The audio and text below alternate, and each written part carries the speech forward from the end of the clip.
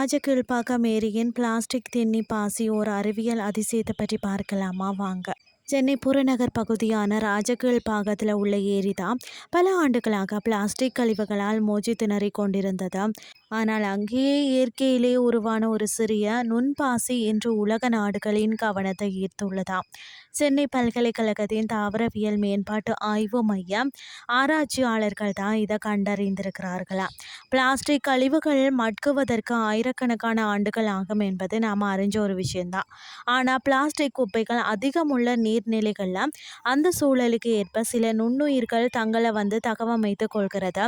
சென்னை பல்கலைக்கழக விஞ்ஞானிகள் சென்னை மற்றும் அதன் சுற்றுவட்டார ஏரிகளில் இருந்து 222 வகையான பாசி மாதிரிகளை சேகரித்தனரா. அதுல பாத்தீங்கன்னு சொன்னா ராஜகீழ்ப்பாக்கம் ஏரியில கண்டறியப்பட்ட யுரேனிமா டோர்னென்ஸ் என்ற பாசி தான் பிளாஸ்டிக்கை சிதைப்பதில் முதலிடம் பிடித்ததாம். இந்த நுண்பாசியின் சிறப்பு என்னன்னு சொல்லி பார்த்தீங்கன்னா, இது மிக வேகமாக வளரக்கூடிய ஒரு நுண்பாசி.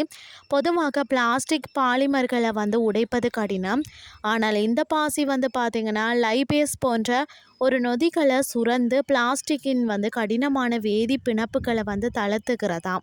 இந்த நுண்பாசி பிளாஸ்டிக்கை எப்படி சாப்பிடுகிறதுன்னு சொல்லி பார்த்தீங்கன்னா ஒட்டுதல். பாசிகள் பிளாஸ்டிக் துகள்களுக்கு மேலே ஒரு மெல்லிய படலமாக படர்கிறதா. பிணைப்பை உடைத்தல், அதாவது பிளாஸ்டிக் என்பது நீளமான வேதி சங்கிலிகளால் ஆனது. பாசி சுரக்கும் நொதிகள் இந்த சங்கிலியை பார்த்தீங்கன்னா சிறு சிறு துண்டுகளாக உடைக்கிறது. உணவாக உட்கொள்ளுதல், உடைக்கப்பட்ட அந்த சிறு துகள்களை பாசி தனது வளர்ச்சிக்கு ஆற்றலாக பயன்படுத்தி கொள்கிறதா. இதுதான் பிளாஸ்டிக் சாப்பிடுதல் என்று அழைக்கப்படுகிறது. சுற்றுச்சூழலுக்கு இது ஏன் முக்கியம்னு சொல்லி பார்த்தீங்கன்னா, வேதிப்பொருட்கள் தேவையில்லை, பிளாஸ்டிக்கை எரிக்க தேவையில்லை, அதன் மூலம் நச்சு புகை வராது. அது மட்டும் இல்லாமல் இது இயற்கையான முறை என்றதால பெரிய இயந்திரங்களோ அல்லது கோடிக்கணக்கான ரூபாய் நிதியோ தேவையில்லை. மற்றொரு பயன் பார்த்தீங்கன்னா, இந்த பாசிகள் வளரும் போது வளிமண்டலத்தில் உள்ள கார்பன் டை ஆக்சைடு உறிஞ்சு கொண்டு ஆக்சிஜனை வெளியெடுக்கிறது. இது பார்த்தீங்கன்னு சொன்னால் புவி வெப்பமடைவதையும் குறைக்கிறது. சென்னை பல்கலைக்கழக ஆராய்ச்சியாளர்களுக்கு உண்மையிலேயே நம்மளுடைய பாராட்டு தெரிவித்துக் கொள்வோம்.